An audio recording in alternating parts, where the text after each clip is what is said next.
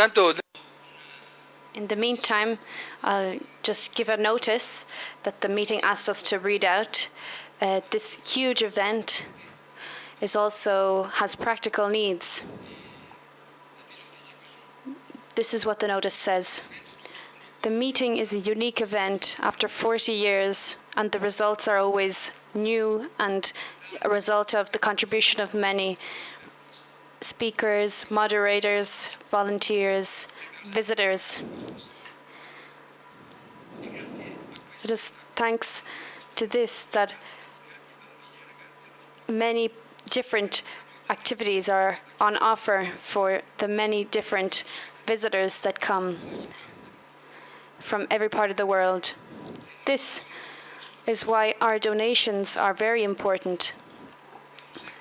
The amount of a donation is not important, but any amount can help to build this place. In numerous places, points in the meeting, you can donate something at the designated desks. The volunteers are in red shirts, and the stands have "Donate Now, Dona Ora" written on top. I thank the speakers today. As with all meetings, we would like this meeting to be a chance for an encounter, a sharing of experiences that make us richer are enriching and make us more aware about our life. Families is where we are born. We are born into families, and that is where we begin to form our awareness. And even when we leave our family, that's where where our roots remain for the rest of our lives. Our first speaker is Mario Bolzan, Professor of Social Statistics at the University of Padua, and Andrea Franchi from Opera Cascinello, San Luigi.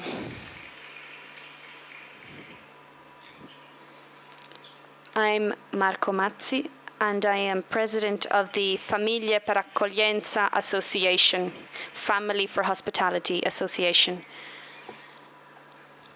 And if I think about families in action, my own family comes into mind. My parents who were married for 39 years. We had also many foster children at our house. And some children only came to our house to eat once or twice during the week. Some kids came over to Verona, where I was from, just to study. And they brought to my house, they brought their hopes, their riches, their richness, and their experiences. To introduce this encounter,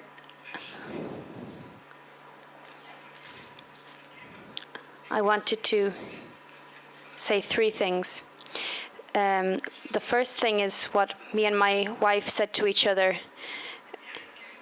on our wedding day. There is a good between us, and there is also something, we cannot know what comes to the future. The second thing is the challenge of time. Circumstances that help us grow and also wound us sometimes. And the third thing is differences. Everybody is different, diversity. Once Father Caron said to us once that there is nothing like the relationship between man and woman that reignites hope in man, the potential for happiness in man. And the other cannot fulfill this promise that love can make arise.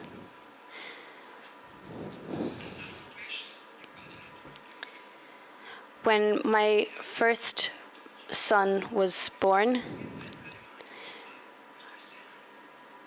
and when I held this small little being in my arms, this was completely unimaginable, an unimaginable experience for me. The Creator came through me and my wife to give somebody else life who had their own question for happiness and openness towards their destiny. This is a very vertiginous experience, the experience of parenthood. A couple of weeks ago, a boy who we once had in foster care for many years, and now he's married. If I think about my own story, if I look at you, I recognize that you have been a father for me. And I got goosebumps when he said this to me. This was not to be taken for granted. Another experience that comes to mind is a mother that came to us, a young mother, who we also took care of in our family. And she had with her a lot of pain and all her questions for happiness and truth. And once she asked me, I would like to know why all of you, despite all my errors, you still care about me, you still love me. And how this came about, because I know it does not come from your own strength.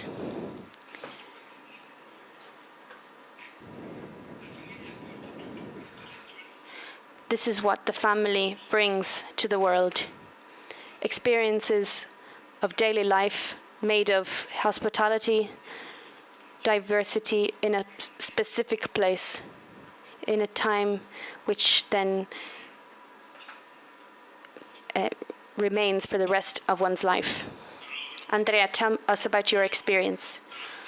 Well, I would to speak about our experience of family, I must begin with my own. I'm 50 years old, and in life there are a small number of facts that are life-changing. The first time for me was when I was 13, while I was playing football, with a small group of friends. I said to myself, this is exactly the companionship I was looking for. If somebody had asked me, what would you wish for? What I would have said that the people that I was with were the people I would have always wanted to be with. The second event was at my second year of university. I studied chemistry. I had 30 exams. Some of the older students came to me and said, "Are you thinking about going off to work?" Well, no, I'm not. Well, you've only done 7 out of your 30 exams. It doesn't seem that you're very motivated.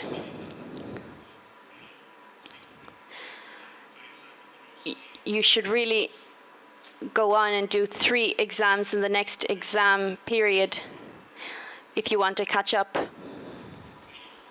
And so at that moment, I took the 64 bus to go home from university. For 50 minutes, I thought to myself, I don't want to leave these friends. I can't leave these friends ever again. And that was a decisive moment for me, to discover those from which I do not want to separate myself.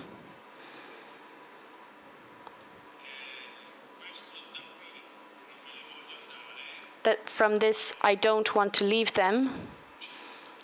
At a certain point, I met Christina, and I said, we both said, we don't want to leave. And we both looked at each other and we said, then I said, you are the woman that I want to walk together in the walk of life with. The other fact, the third fact, which has to do with the experience of the Cascinello, is September 2004, when I had 2 children. I met a priest who was decisive for my life when I asked him, as I often did at the time, for example, I have a problem at work. Should I look for another job or should I continue and fight with my colleagues? He answered, what do you desire from your work? And I thought, maybe you didn't understand my question, so I would then ask the question again. I'm having this difficulty. Do you recommend that I leave or should I stay? And he said, maybe you haven't understand. What do you desire? What do you want? So I went home. What do you mean? What do I want? What does he mean? What do I want? I was living a Christian experience. I have an infinite desire of happiness. I kind of knew it in theory, but to have this intuition that the desire of happiness was an important thing, a tool for every circumstance of life, was an important thing, an important step in my life.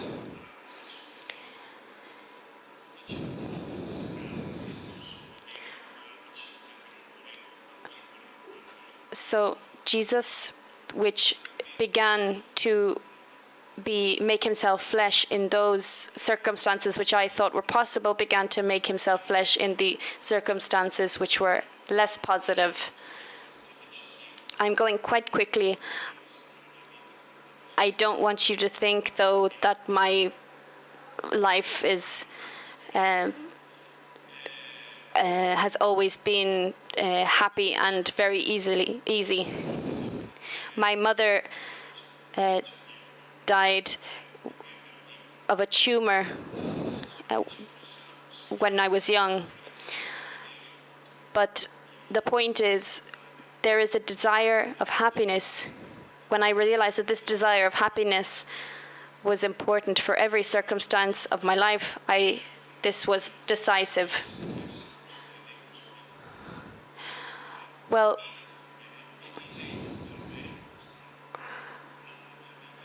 I asked God to walk with me and to design my path.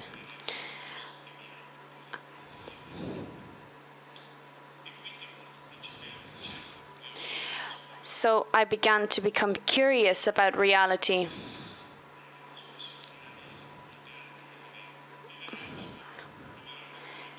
I was a poor man like everybody else, very ordinary person like everybody else. But I had this curiosity.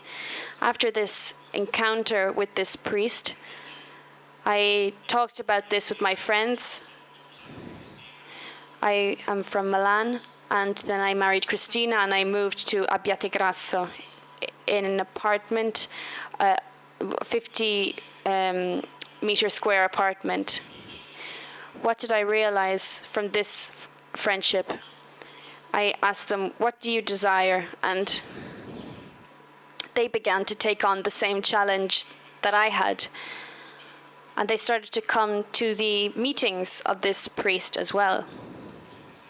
And they kept asking themselves, what do you desire? I'll give you one example of the 1,000 discoveries. In January of 2007,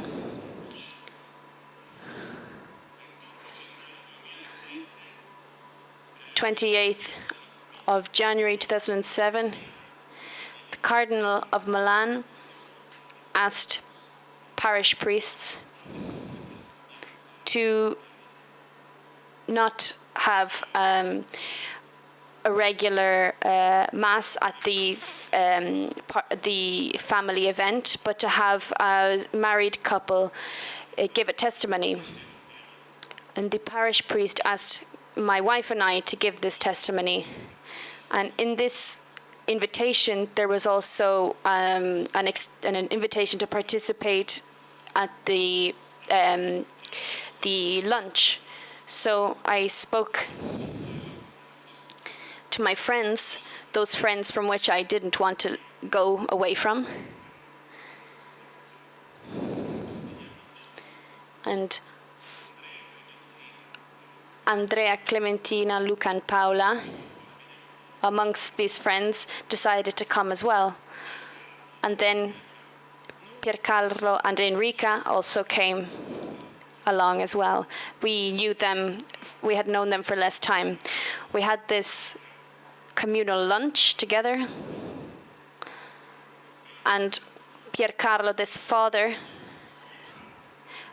during the lunch, excuse me, I have to leave because I need to go and sell an old house. And then we said, okay, don't worry, we can help you get there. No need to rush. So while our wives and children stayed there at the lunch, we went and accompanied this new friend to this old farmhouse. It was the old house of the farmer, which who used to work on farms, other farms that were not close by. So it wasn't the classic Italian farmhouse.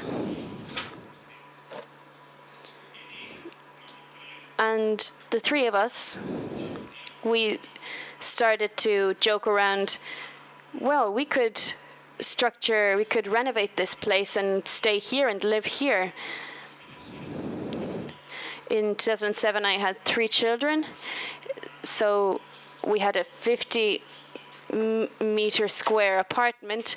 My wife was not happy about it. And Andrea and Clementina were also in a similar situation, close by. And Luca and Paola were also in a small house in Abbiategrasso. And we had also become associates of a cooperation, a cooperative. And so we started to think about this perspective of living together as a funny bet.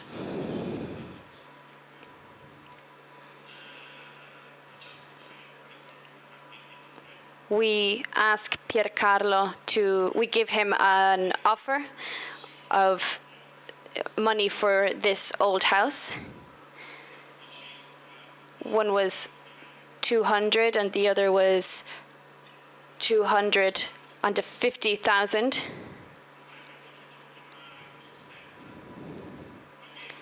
So we leave, we go and get a beer. We said, okay, well, that was a nice idea, but we'll have to get over it. The next day, this salesman phones us. I had almost forgotten his name. Do you want to buy this house? Well, do you remember what we offered? But I decided to give it to you anyway. Why?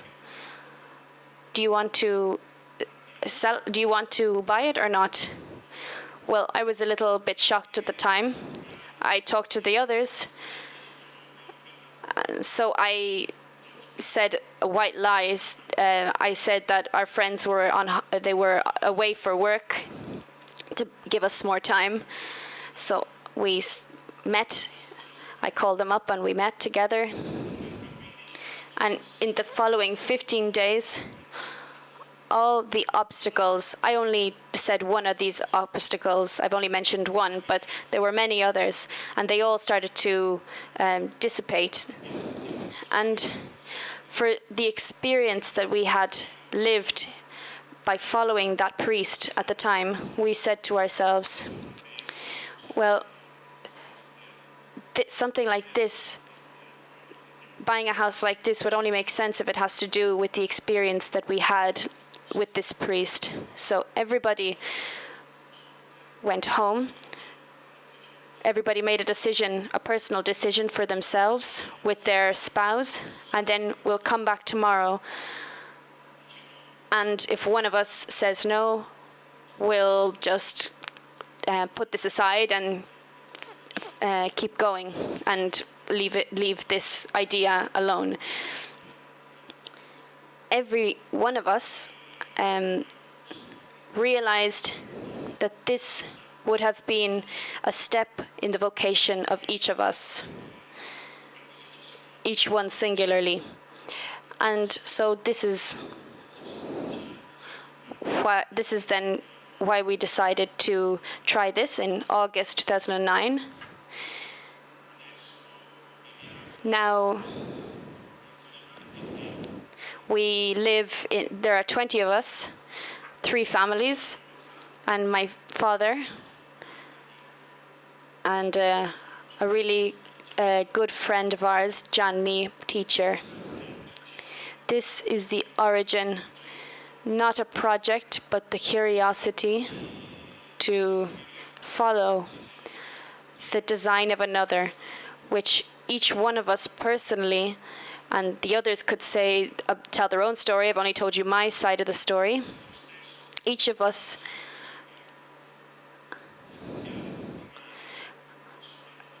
realized that in our lives that there is someone who loves us and has a design, a plan for us, a plan also for friendship.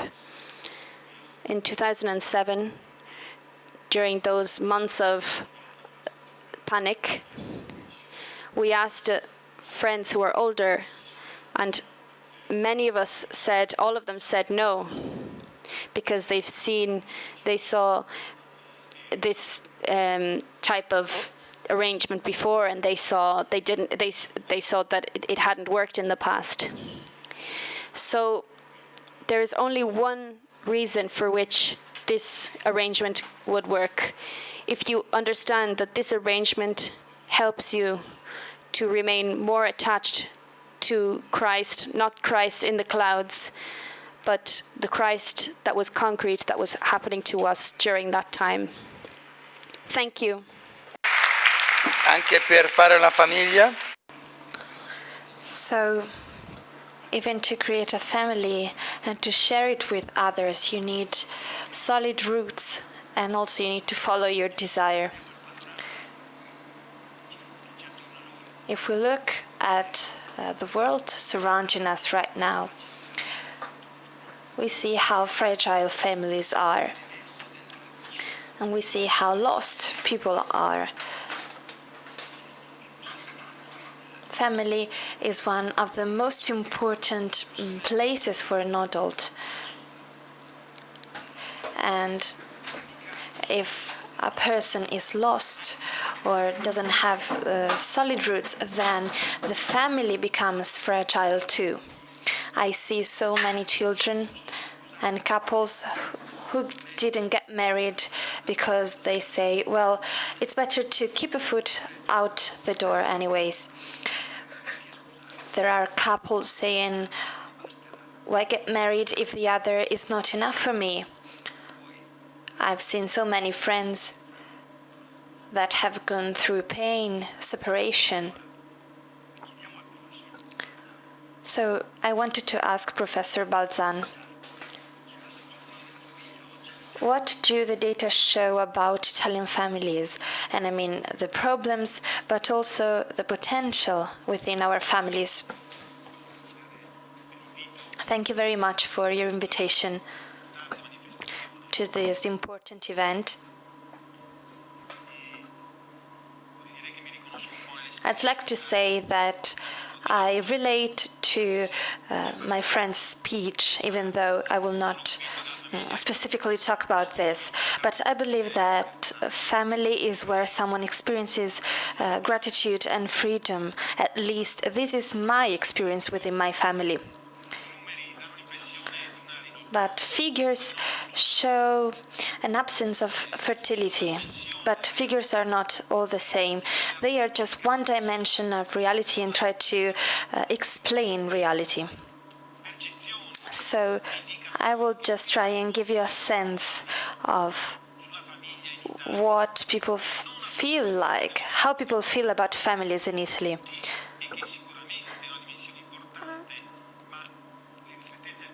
Unfortunately, we don't have so much time, so I will not focus on too many details.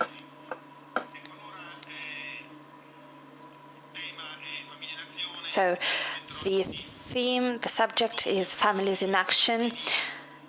I'll just show you a few figures that I described in one of my pieces of research about the future of family.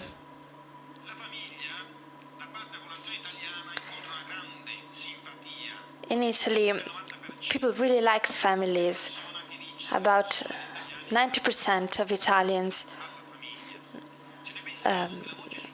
care a lot about families. For example, only 60% of people, work is even less important than family. 2/3 of young people agree that the family is the fundamental cell of our society and is based on marriage. And very few people disagree. 90% of Italians are satisfied with their family relationships, and only 8% of Italians are satisfied with their relationship with their friends. So, if the question is, what does Italian identity mean? What's the Italian identity? Then about 40% of Italians say that Italian identity consists, first of all, in a person's family. Is the attachment to someone's family. So, what is a family?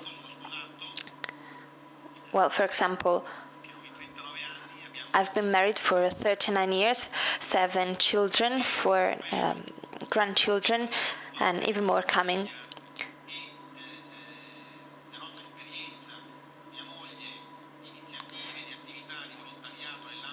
Together with my wife, I've done volunteer work and many other activities. And so this has become something that gives a meaning to our life and gives our children a reason to live. I think there's nothing more beautiful to see that your child decides to get married and to become a father or a mother. I always say that we are the relationships that we have. Family is a place of synergies. School, the workplace are just smaller places, whereas family is a place where synergies meet. What do I mean by synergies? I'm reading a very interesting book right now where I read it's where our desires are fulfilled. St. John Paul II says that family is where you can do the most important evil or the most important good that you can.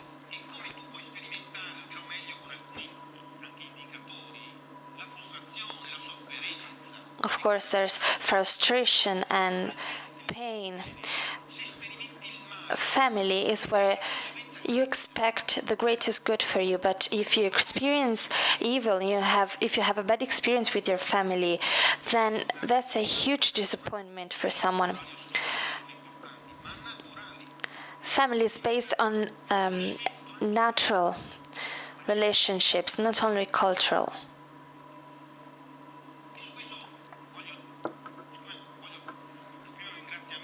So first of all, I'm very thankful for these 2 days, thanks to Giorgio Vittadini and my wife. And this morning I was talking to my driver, and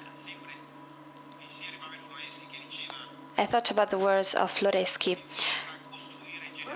He said that there's a difference between to build and to generate. So here I understood what to generate means, because it's evident that this vitality has been received and not only seen. So families need vitality, and they need to accept this vitality and to spread it.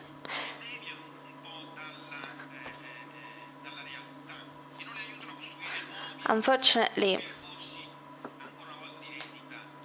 sometimes for young people it's hard to find their identity because they are not able to understand their vocation. So how can they find out their identity without a vocation?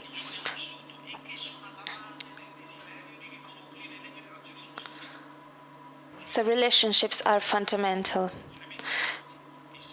Just think that 6 young people out of 10 believe that families are ready to withstand the test of time.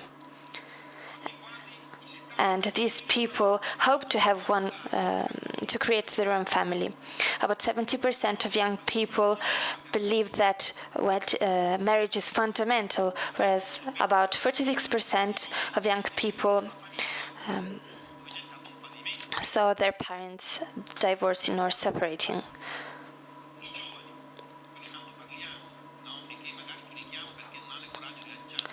So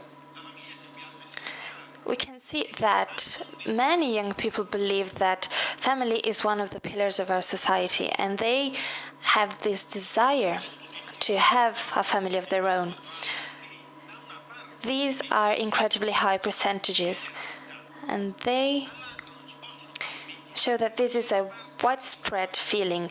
Nonetheless, there's a minority that does not agree. So there's not a 1 to 10, 1 to 20 ratio. We have to pay attention to this 1 out of 10, 1 out of 20. 80% of young people have received support by their family in pursuing their dreams, pursuing their goals. They believe that they are free to express themselves in their family. Nonetheless, other young people do not feel like this. For 2 young people out of 3, family is a place where you can have relationships with other people. We are the relationships that we have. Families are the first place where we receive an education, and we understand how to behave in a social context. And this is what I've seen here. If within you there's no identity that is stronger than failure, what can push you to go on? An important point that I'll maybe stress again later.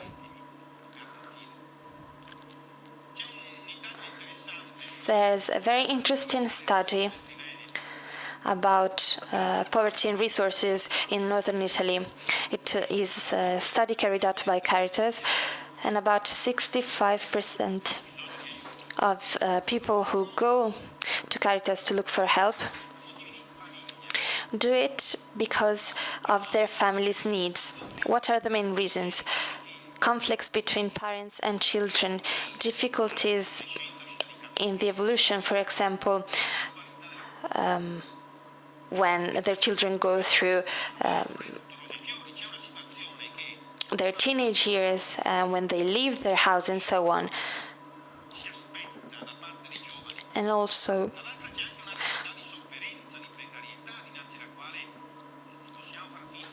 there are problems that families are facing that we cannot ignore. For example, poverty. We cannot forget about this. There's no standard happy family. It has never existed. So this is the general scenario.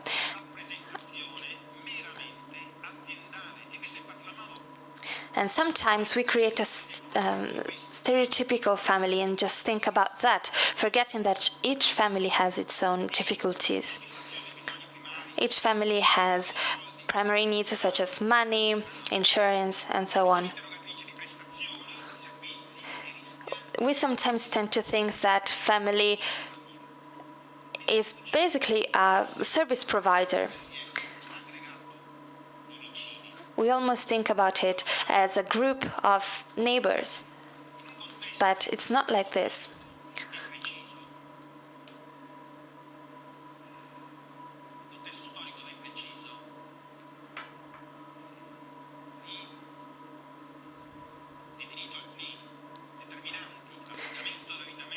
Now, there are some aspects that characterize our times, for example, longer average lifespan, or a decrease in weddings and births, or an increasing number of divorces, and so on. These are facts. On the other hand, we face very fast, mutable changes that are linked to the media or new technologies that help boost our knowledge.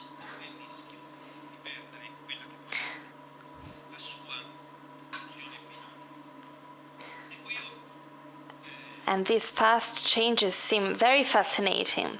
So it seems like family is losing the ability to offer something to its members. I've studied the possible future scenarios for families, and I noticed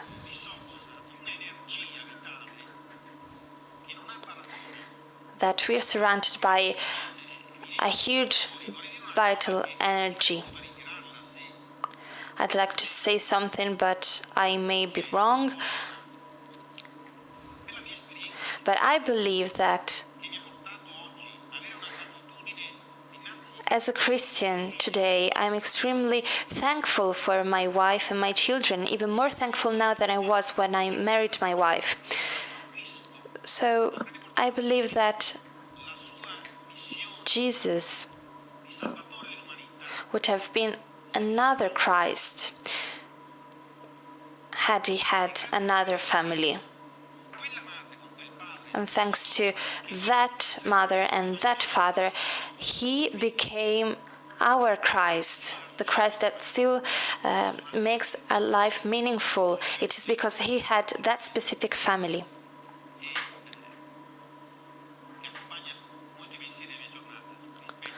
I often think about this, especially when I think about Saint Joseph.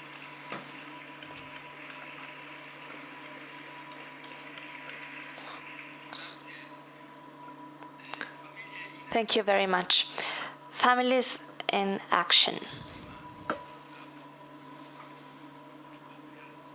I've just met a couple, my friends, who have taken a girl in foster care. And I'd like to share this story with you. Families for Hospitality is a group of families that realized that the experience of having a family is something good for our children, for their children. And they realized that someone else needed this kind of experience. And this is why they opened the doors of their homes to meet the needs of other children and other minors. We were informed that a young girl was abandoned in the hospital and she needed help.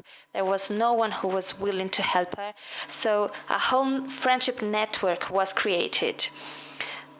And some families started making shifts to help her and taking turns at the hospital with such humanity that the nurses said, "It's so pleasing to be here with you in this hospital room." And then when the judge asked for someone who could take care of this girl, one of these families chose to take this girl into foster care.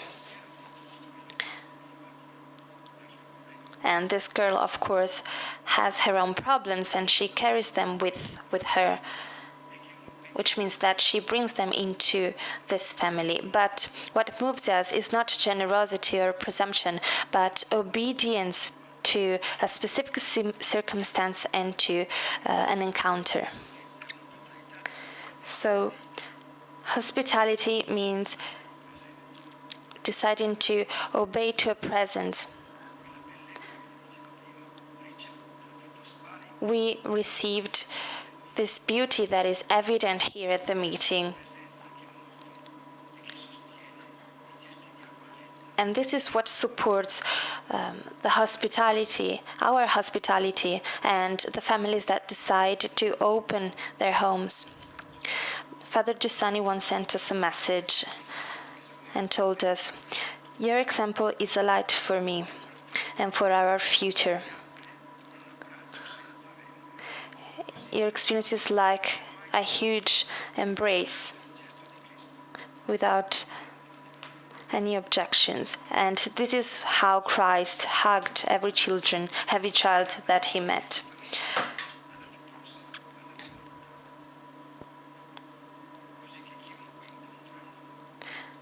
Keep up the good work.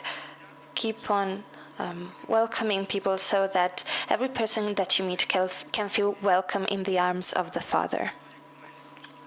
So I believe that the testimonies and the experiences of our families, just like the experience of many other families, bring something new, because our families show a new kind of relationship.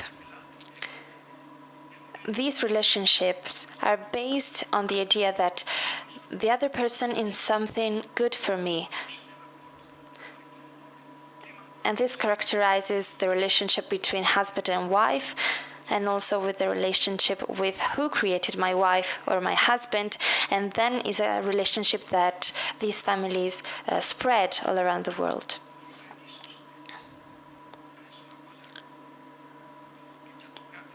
Now, something that really struck us, and many newspapers wrote about it, is the issue of foster care. It's right for every kind of assessment to be carried out to punish the culprits and the responsibles for everything that's happened. But we shouldn't spread suspicion. Instead, we should encourage hospitality. We should stop believing that the only way we can defend someone is through the work of the state. Instead, we can defend someone else. We believe that a family is a player that can bring something new to our society. So, when a family takes into their homes a stranger who went through pain, they accept him as their child. They accept to share with this child his pain. So this is something new that families can share with the whole society.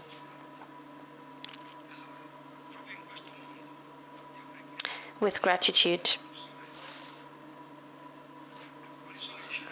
So I'd like to ask the professor, what do you think about the future? Some people think that we'll end up with a society without any families. What can families bring to the table in this unique historical situation?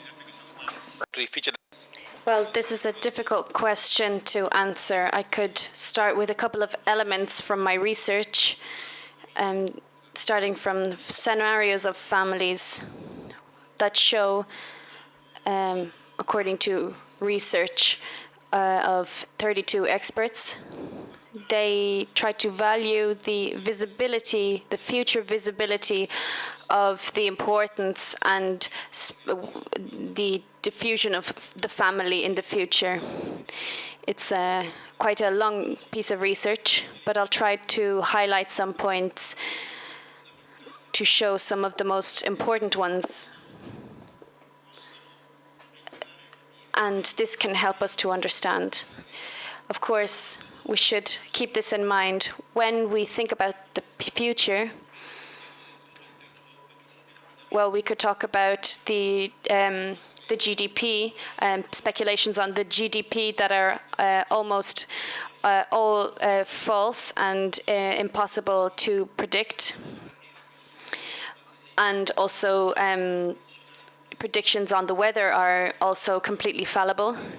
So these results are also fallible in the same way. But they shed light on how the present sees the future. So, and surely they say something interesting about the present as well as the future.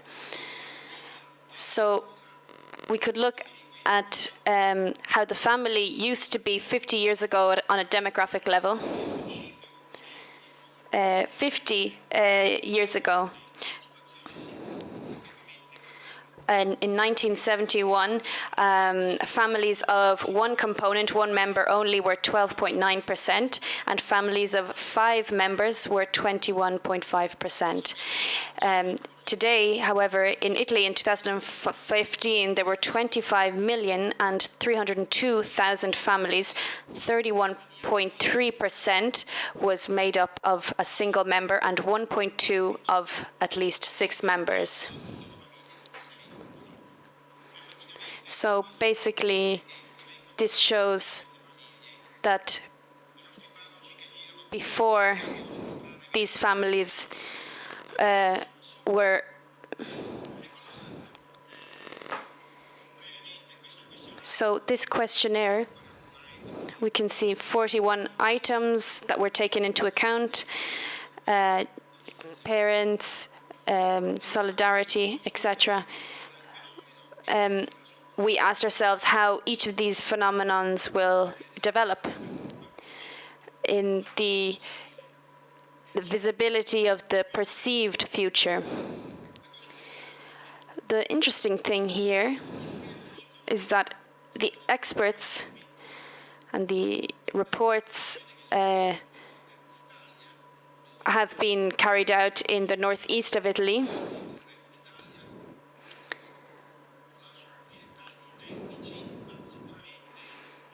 This leaves out a couple of technical details. In the northeast are much more widespread in the northeast than elsewhere in Italy. The experts say that these phenomenons will they are showing the most significant results. The phenomenons will be the same, but they will be more easily distinguishable in the future. So these phenomenons are distinguished into 4 different sections. Some of these results, therefore, are: what are the subjects that the experts say will be the most visible and consistent in the future? There are 2 of them. Virtual communication between young people will be more frequent. The second thing, and this needs to be explained in depth, the mother will be more and more involved in professional activities and conditioned by professional routines. 90%, as you know, of young people between 14 and 29 use their phone every day for 7 hours. 6 over 10 young people say that they have made friends online. The mother, the working mother outside of the home, 2/3 of working women outside of the home look after their children 67% look after their children. Women who do not work outside of the home dedicates an hour and a half with their children. So we are very recently only looking at the question of the father. What's his role in this situation? Since I have been continuing these scenarios, I had a small study with a couple of families. What will the consequences of this result be, of this hypothesis? None of these families said, well, let's try and get the husbands more involved. Where is the man in all this? And the interesting thing is, there are studies that have shown that the husband or partner does not do much at home. But some studies have been done where the children are a boy and a girl, and the differences are still there, so the girl tends to do more than the boy. So this is a lifestyle that is propagated, and then we, for some reason, are surprised at this result of the fathers. So, and we realize that most male teenagers always go to their mother for help, for their sister, to their friend, and then in fourth place they turn to their father. So the attacks on the modern family are actually attacks towards the father. It is the father who introduces. The mother guides and accompanies. The father transmits identity, communicates identity. The children then understand. It is the father who asks for forgiveness, first of all, from the mother. And who will help a young man get out of a drug problem, for example? Judging by my experience and from many other friends, and if there is reciprocal forgiveness, the child will see that there is a possibility for beginning again, and it is possible, and it is worth starting again and beginning again, giving them the energy that gives them strength for their life and existence. So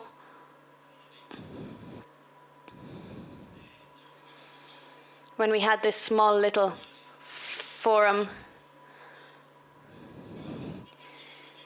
we spoke about initiatives of parenthood. And many couples came because they had problems with their children, so they could understand how to treat their problematic teenagers. And when we spoke about their relationship between each other, they tended to run away, because your son, your daughter, sees how you two behave between each other. And if you're able to love the other, even with sacrifice, in the context of sacrifice, then young people can grow in gratitude and in hope. The world, therefore, needs Christian families. It needs hope that the most beautiful adventure can be lived. There are themes, going back to my slides, which will become less important some points For example, the relationship between couples will be less intense, and the married couple will probably have less moments for themselves during the day. A phenomenon that will be less important and less widespread: verbal communication between parents and children. And the family, in case of unemployment and loss of jobs, during problems, the family will be much more weak than it is today. So verbal communication between parents and children will become less consistent and perceived as less important. At 11 years old, 76% of males declare that it is easy or very easy to communicate with their father. The girls, 61% of girls, so a little bit less, find it as easy. At 15 years of age, the situation changes quite a lot. So only 60% of males and only 34.9% of females find it easy or very easy to communicate with their father.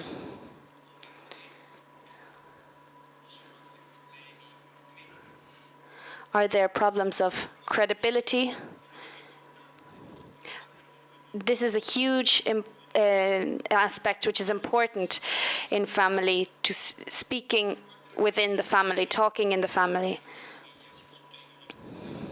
At least 3/4 of young people of both sexes declare that in the family they speak of important issues. And therefore, and I'm coming to the conclusion, as I said at the beginning, Pope John Paul II said that the family is the place where where it is possible to do the maximum good and maximum evil towards a man. Is where man is able to experience the maximum amount of good and the maximum amount of evil. The family is the place where you can experience the meaning of your life and the torment of not having anyone to love, as Dostoevsky says in the Brothers Karamazov. Why are you living? Who are you living for? Bon effort. Ethics, morality. How can you measure this? Looking at children. How you can measure it by how society treats children.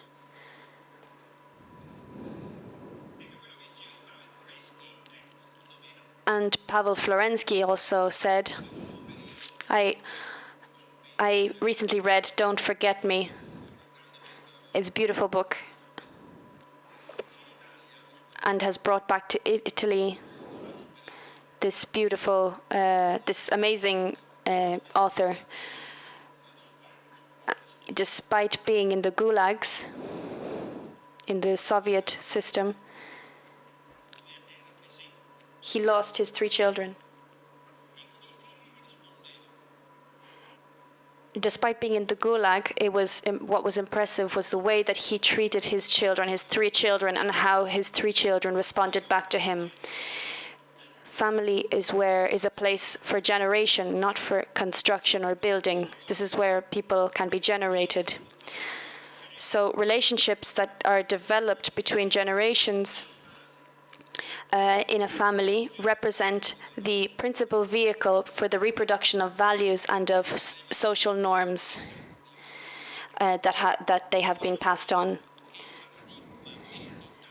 paradigm of unity is represented by the married couple, by the couple. Children learn what difficulty is. They learn how to fight, how to forgive. And there is always a chance to start again, to begin again. There is an experience where the desire and freedom, responsibility and education find their response, their answer. Family will be indestructible because there will always be somebody who will have the joy to witness it. Pope Francis said, "There's no such thing as an ideal family. There's no such thing as an ideal family, but it is ideal to live in a family."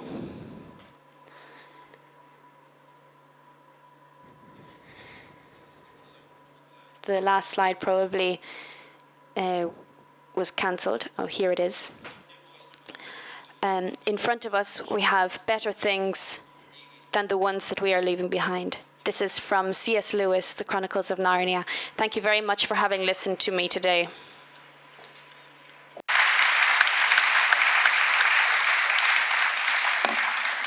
Grazie. Thank you. Hearing from a researcher in statistics that family is important today is enlightening, and it is a hope for us, a beacon of hope. We need to ask our politicians the possibility to live. We don't need definitions or antagonism towards others. We just need to ask the possibility to exist and to show a certain kind of beauty and a certain way of life. Andrea, what have you met in so many years? What impact did you have on the ones you met? Well, we met with the people living in Cascinello while thinking about today's speech, and we said, let's not just speak about how we live, how the structure of the houses, common spaces, and so on. Instead, I'd like to tell you three important episodes. First of all, the first family that we met during our Cascinello experience. January, February 2009. A priest, our friend. Wait, I'll tell it this way. When I came home, my wife told me, Father Eugenio called, and he said, we absolutely need to meet this husband and wife with a little girl. They are his friends. And I said, okay, let's do it. And she said, well, they come from Spain. They come from Valencia. So I hope they speak Italian. So we went to meet them. They came from Valencia, actually from Italy. So thank God there was no language barrier.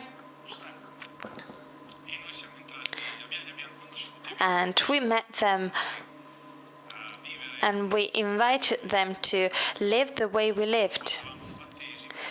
There would be a christening in a few days, and we invited them. We used to invite them for dinner, and so on. And after some time, they told us that they were thinking of separating, and that the initial promises had not been fulfilled. They could not have a dialogue. So we remained with them, not because they were going through a difficult time, but because they were there. So we never started speaking about what to do or what not to do. We just lived this relationship with them. And from Valenza Po, they, at a certain point, moved to Gorgonzola, another city. And they kept telling us, we want to be with you. So we said, well, move in with us. And they replied, we were already thinking about this, but we didn't find an apartment next to yours. Are you sure? Because we've been thinking about this for a while. And we said, try again on Monday. And on Monday, they found a small apartment like 45 meters away from our house. So this friendship was born. Now they have another 2 children. They live next to us, and they show us every day that everyone that we meet is a gift to remember what we really need. Here they are. Now, flash forward of 8-9 years. One evening, a friend from Florence calls me and says, well, if it's okay for you, I'd like my friend Ivan to call you. And I said, what's wrong? And he said, well, they are a couple from Milan, and one of their children has a problem at his bones, and they came to Florence to have an operation. The operation went great, the child is growing up, but now Ivan has just called me, and he told me that he's just lost his job. Could you please call him? Since you're there in Milan, can you do something for him? And I said, of course, let me call him. And here, pay attention. Ivan calls me and says, I don't want to disturb you, I'm sorry, because Paolo told me that you could help me. And I said, yes, we can meet and you can tell me everything. We can see if with my friends I can help you. We can get to know each other. And so we agreed. And 2 hours later, as it's quite usual for us, I was in the kitchen. I was cleaning the table. My wife says I was doing something else, actually.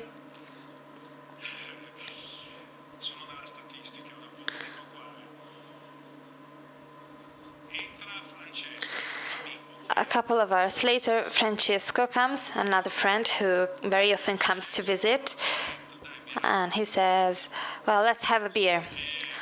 I say, what's happened? And he replies, oh, it's a mess. Yesterday, one of the people that runs one of my bars left. And I cannot swear here, but this is quite a difficult time for me. On Monday, I'll have to go and run the bar until I find someone else. And I say, well, a friend has just called me looking for a job. But he says, but I don't need someone to make coffees. I need someone to actually run the bar. What's your friend's job? Oh, I didn't ask him. So I call Ivan back and say, Ivan, what did you do? What jobs have you done in your life? What are your skills? And he was very sad, very sorry. And he says, well, all my life I've done just one thing, running bars.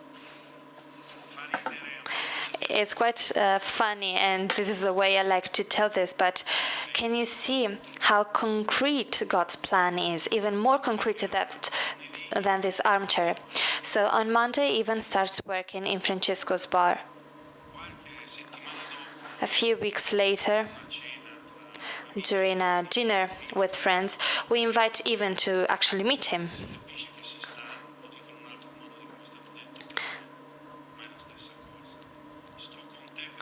And we could see that we were together with each other just because we were there, because he had already found his job, but we were all still there. A few weeks later, we invited Ivan for dinner with his wife. So he decided to bring his wife Francesca and his child Tommaso. We start becoming friends. They got to know us, our friends, our family, and one summer we had about 40 friends over, and Ivan and Francesca at one point say, "Well, we'd like to tell you something. We've decided to get married." Yes, 5 seconds of silence, just like this one. We looked at each other. We weren't understanding, and they said, "Well, we've been living together for 15 years. Didn't we tell you?" We said, "No." So, after those 5 seconds of silence, we opened the champagne. We made a toast, and after a few toasts, we asked one question. "Why did you decide to get married in church?" And they said, "Well, we fell in love, we decided to live together. Then Tommaso was born with all of his bone problems. And we went through very hard years. And the relationship between us as partners became very difficult. Then Tommaso started healing, and so everything seemed right. But then Ivan lost his job, and another difficult period started, months of tension between us. But now we've met you. Tommaso is fine. Ivan has a new job. Everything's fine. We've never been better. Ivan and I, Francesca was saying. She says, we've never loved each other so much so that we've realized that something is missing. And the other day we said, well, everything is fine, but maybe the thing that's missing is that Jesus we've heard our friends talking about. If that something missing is him, then we should get married. So they got married. You'll see a couple of pictures from their wedding. They are very dear friends now. Now, about a year later, another dinner with them, they stand up and say, we have another announcement. We are expecting another child. Another toast, champagne. And Ivan, in particular, with a huge smile but very serious, says, well, this is not the only thing that we wanted to tell you. We wanted to tell you that after Tommaso and all the hardship and all of his sufferings, I had sworn I'd never have another child. Because I thought I didn't want to go through all those sufferings again. No one can assure me that this won't happen again. So I said, I won't have any other children. And I asked, well, then what happened? And he replied, well, when your heart is exploding, you can't help but give something to someone else, including a new child. We are always with them, we invite them over because they remind us of who keeps my family alive and who keeps Cascinello alive and who supports all of us. Last thing, very quickly, Paolo.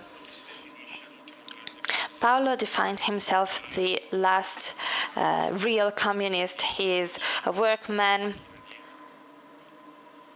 He has all the communist symbols on his car. our daughters play volleyball together, and so we met each other. 2 years ago, he told me,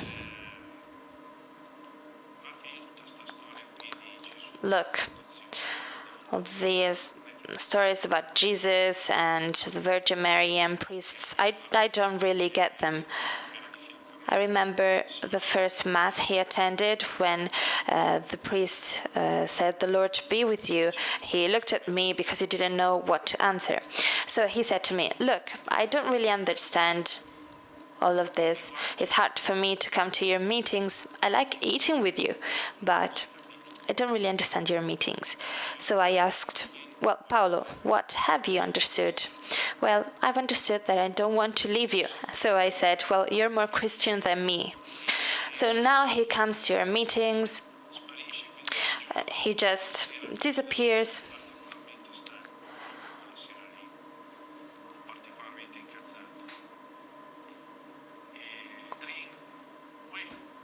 He once disappeared, but once I heard the bell ringing, and I heard the phone ringing, and he said, "Well, I have a beer for you. I'd like you to try. Can I come over?" And this is where every time you choose whether it's better to follow your own plan. For example, when you're tired after work, you want to go to bed, you don't really feel like drinking a beer with a friend. So that's the moment when you choose whether to follow your plan or to follow someone else's plan who made your life fascinating. Thank you.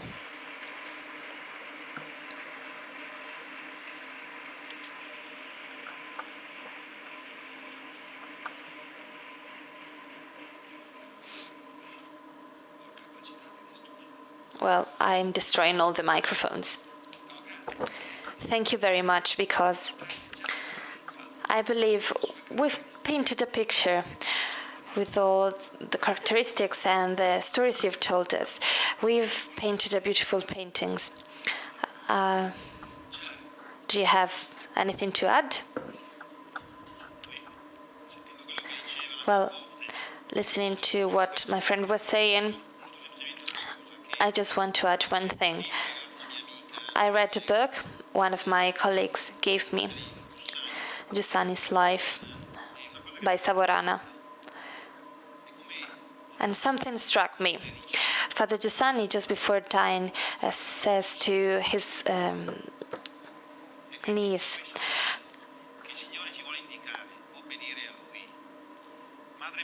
"I feel like I've obeyed to God. This is what God wants from us." Someone else said, we can think that we can avoid any danger, any difficulty, but this is not real Christian faith. So I just want to say that if we see Christ's traces, then we're called to follow them, because people just need to feel that love exists, even for people who believe they don't deserve it, just like us. Andrea? I'll just say this. This 50-year experience, including these 10 years at Cascinello, made me understand that each one of us is loved by a Jesus that is not in the clouds but is here. This is not only the experience of my family, but the experience of every one of us. You just need to keep your eyes open and to look for him. As you've seen in the pictures on the facade of the Cascinello, there's a sentence that we wrote and that is even more meaningful today. It is a quote by Jeremiah. "I have loved you with an everlasting love that is faithful.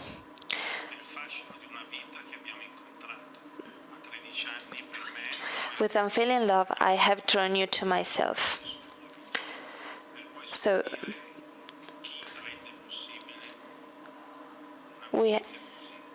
we find friends and decide not to leave them. And then we see who gave us this friendship.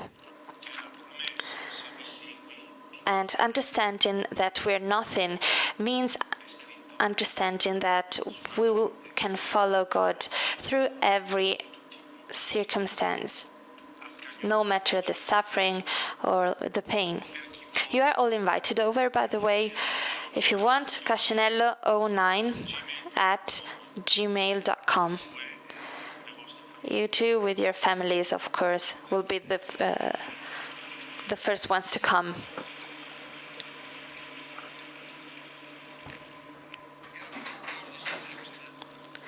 Well, I was very curious to see what they would tell us, because if you think about it,